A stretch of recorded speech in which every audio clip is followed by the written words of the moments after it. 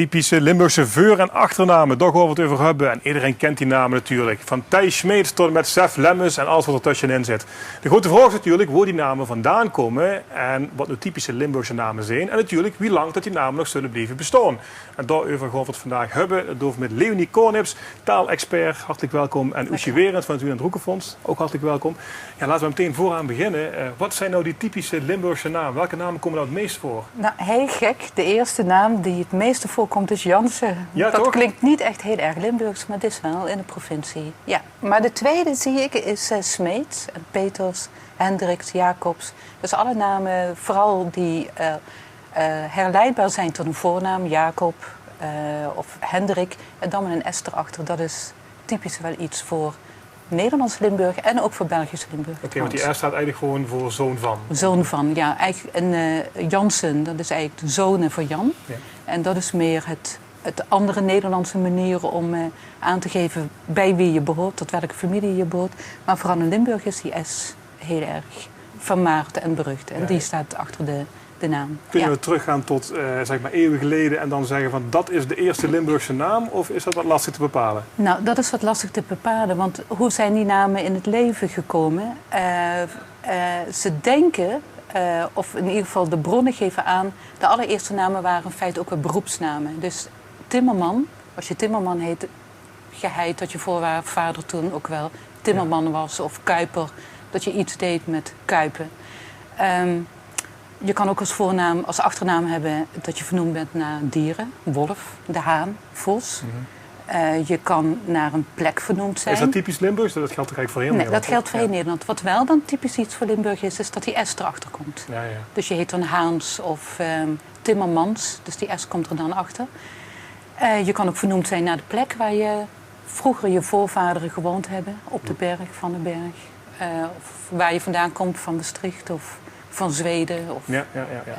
dus op die manier kan je wel een heleboel zien. Maar hoe ver we nou terug kunnen gaan, dat is toch wel heel erg onduidelijk. Nou, er komen nou een aantal lezingen, onder andere door u gegeven. Die worden geïnitieerd door het Wieland Roekenfonds. Ja. Misschien even kort, wat doet het Wieland Roekenfonds precies? Het Wieland Roekenfonds heeft zich ten doel gesteld om een collectie, die oorspronkelijk ook van dokter Wieland Roeken afkwam, om die in stand te houden en uit te breiden. En, Een taalcollectie is het dan, of wat praten we over? Ja, literatuur. Ja, eigenlijk, oorspronkelijk was het dat het niet alleen om literatuur ging, ook om beeldmateriaal, geluidsmateriaal. Men wilde gewoon een instituut oprichten dat zich zeg maar met de volkskunde bezig hield. En dan gaan jullie dat soort lezingen organiseren. Wat is het doel van die lezingen? Nou, wij hadden tot voor een aantal jaren, kijk die collectie bestaat al heel lang. Die bevindt zich nu in de bibliotheek, in de Universiteitsbibliotheek in Maastricht. En het groot probleem was altijd van hoe kunnen we die bibliotheek ontsluiten voor een groter publiek. Kijk, we hebben een donateursbestand. Daar zijn we heel trots op dat we dat hebben en dat we daarmee dus ook de collectie kunnen blijven uitbreiden. En nu dus ook digitaliseren. En en dat was eigenlijk iets waar we toe gekomen zijn toen we in 2012 ons jubileum vierden en ook inmiddels een andere voorzitter kregen en dus duidelijk een andere kant op wilden gaan. En ja, toen is daar de link met Leonie gekomen, waar we nog steeds heel blij mee zijn. En Leonie kan misschien zelf beter iets vertellen over hoe tot de stand is gekomen. Ja, met mijn hoogleraarschap in 2011. Toen kwam men met de vraag bij mij, er bestaat iets heel moois, hebben we hier in Nederland. Dat is de DBNL, en dat is de afkorting voor de digitale bibliotheek van de Nederlandse letteren. En we wilden heel graag daarbinnen een Limburg-portaal hebben. Niet om te zeggen, kijk, wij zijn chauvinistisch en die Limburgers moeten apart daarin in zo'n portaal zitten. Maar meer om aandacht te vragen voor regionale mensen die in de regio wonen en ook literatuur schrijven op nationaal niveau. Ja. En dat je een aparte ingang hebt. En dat je met een iets ander oog kijkt naar welke auteurs zouden daarin moeten zijn. Nou, en nou is natuurlijk de namen is een van die dingen die daar natuurlijk in past. Nee, want we doen alleen literatuur. Dus namen passen daar niet passen daar niet in. In het verlengde daarvan, laat ik het In zo het zeggen. verlengde Ja, ja. daar, ze komen er wel een keer in, maar het probleem is met de DBNL, dat financieren we zelf. We zijn afhankelijk van sponsors. Oké. En dat is het hele grote probleem, want elke pagina die we digitaliseren kost ook €1. En wij zijn dus weer heel blij met het Wereld Rocketsfonds. Om dat te kunnen Want dat ondersteunen. heeft ons vorig jaar subsidie gegeven. Dat gaat ons ook het komende jaar weer subsidie geven. En daarmee kunnen we toch... We hebben op dit moment 127 letterkundige werken kunnen digitaliseren. Duidelijk. En dat is van Wiel Kusters tot Marie Koenen. Middeleeuwse literatuur. Het is fantastisch. Je kan gratis en toegankelijk zo naar de DBNL Duidelijk. toe. En dan Je hebt het goed verwoord. Maar even terug naar de namen, want we hebben hier aan tafel Wim Kremers zitten. Kremer. Ja, Ja. Kremers is volgens mij ook typisch Limburgse naam. Ja, met de S. Dat kan bijna niet anders. Ja. Maar waar zou nou die Kremer vandaan komen? Zal dat een Maskramer zijn of zo? Ja, Maaskramer. Ja, hè? Ja, ik geloof mijn afkomst niet hoor. Nee, Sommige mensen zeggen af en toe Klopt, onzin uitkramen, maar dat is het dan toch niet geweest dan, toch? Nee. Echte Maskramer, dat is Van de Kramers, ik gerespecteerd. ben het nagegaan. Ja. Dat was een Nee, heel, flauw, flauw. het Dat was is een een- heel gerespecteerd beroep Ja. Nou, ja. in die Ja. tijd. Nou zeggen ze vaker, je hebt Kremers met 1 E en je hebt Kremers met dubbele E. Dat is de rijke tak en de arme tak. Is Ja. daar enigszins iets van waar? Nee, dat is helemaal niet zo waar. Nee. Net zo goed als Peters met 2 E's of met 1 E. Zegt helemaal niks. Nee, het zegt helemaal niks. Nou, het punt is dat in het begin heten we overal hetzelfde. Maar toen is de Belgische Nederlandse grens gekomen. En in België heeft men niet zo vaak en zoveel aan spellingshervorming gedaan als in Nederland. Dus vandaar dat in Vlaanderen vaak al die namen nog zo ingewikkeld zijn. Met AE, met CKX, Ja. dan schrijf je Dirks met CKX, kan je hem onderhand schrijven. En hier gewoon met KS. En dat komt door die spellingsvereenvoudiging. Ik heb ook laten Dus- vertellen dat vader een dronken vader aanleiding was tot een andere spelling. Ja, nou vroeger keek men niet zo nauw op die spelling. Was men daar veel flexibeler in. En vandaar ook die nogal eens Nou is er nog een andere ander- manier van Er schrijfwijze. is nog een ander fenomeen wat ik ook ken uit mijn eigen jeugd. Is dat ze dan zeggen, oh dat is die van die van die. Ja. Is dat nou iets typisch Nou, dat Limburgs? vind ik zo prachtig. Ik had mijn eerste column geschreven voor de Limburger. En daar kreeg ik heel veel reacties over. Want mensen zeiden, ja, die familienamen, dat kan best wel dat het zo in het burgerlijke bestand staat. Maar ik word helemaal niet zo genoemd. Men kent mij niet als Gonnie Hermens, maar ik ben die van Mieke, van Scheng, van...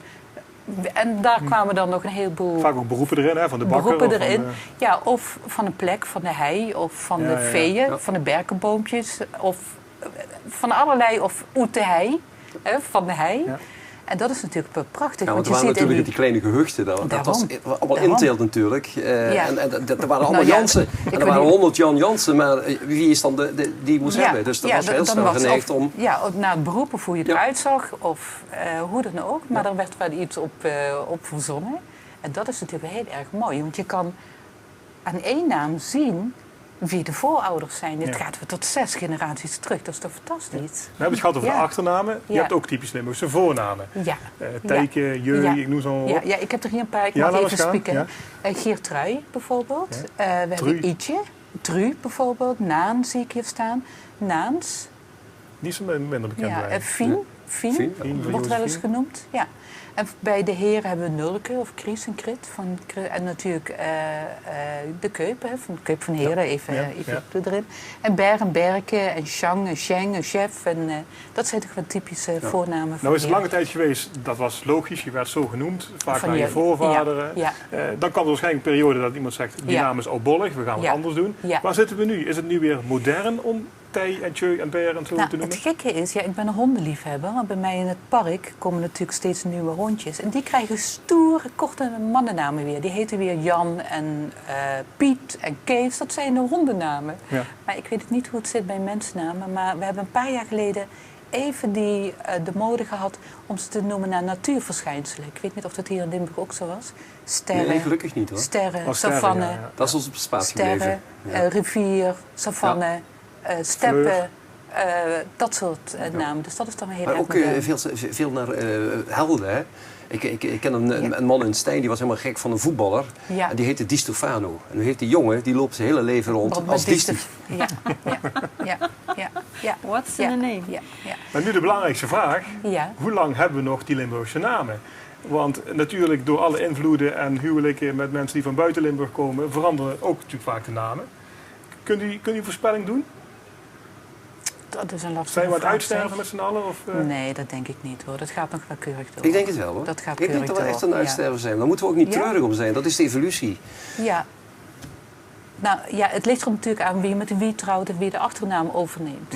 Dus het zit al heel erg complex en ingewikkeld in elkaar. Dus als de Limburgse mannen trouwen met vrouwen van daarbuiten, nou, dan is er helemaal Nee, niets maar aan het de wordt hand. de scholen bevorderd. Hè? Met Ja. alle scholen, zichzelf respecterende scholen, middelbare scholen, die gaan naar China op stage. Ja. Die gaan naar het buitenland. Die Ja. ontmoeten dan meisjes of jongens. En Ja. Dus wat dat betreft, ik Ja. denk dat dat 58 jaar niet meer bestaat. Zoiets als een typische Limburgse naam. Nou ja, we zouden bijvoorbeeld kunnen kijken naar Heerlen of naar Maastricht. Maastricht heeft natuurlijk een enorme industriële revolutie ondergaan. En kijk, met heel veel migranten van elders. Wat is er nog over van de Maastrichtse familienamen? Dat geldt natuurlijk ook voor Heerlen. Ja. En daar zou je naar kunnen kijken. Tot slot, Leuk onderzoek. vraag aan Oeshi. Neem ik haar niet genoemd naar Wendy van Dijk's Japanse Nee vriendin. hoor, je bent de eerste die daar iets over vraagt. Echt waar? Wat denk je zelf? Ik kan het me niet voorstellen. Maar u geeft lezingen, of u organiseert lezingen. Wanneer vinden ze nog plaats, tot slot? Ze vinden plaats om te beginnen op 30 oktober. Vervolgens 13 november en dan nog een keer op 27 november. En alle lezingen dus in de Karl Dietrichzaal. Het Studentenservicecenter van de universiteit. Waarbij ik wel wil opmerken, vandaag staat ook in de krant een mooi artikel daarover. Maar wij hadden wel graag dat mensen zich aanmelden. Want er zijn inmiddels al veel Oké, aanmeldingen. noem ik even kort het e-mailadres waar dat kan. Oké, dat is wel ingewikkeld. p.u.werens@planet.nl. En weer eens met EH in het midden. EH, ja. Komt helemaal goed. Mag ik u Oké. zeer hartelijk danken voor de komst in de studio en veel succes. Dank je wel. Dank je.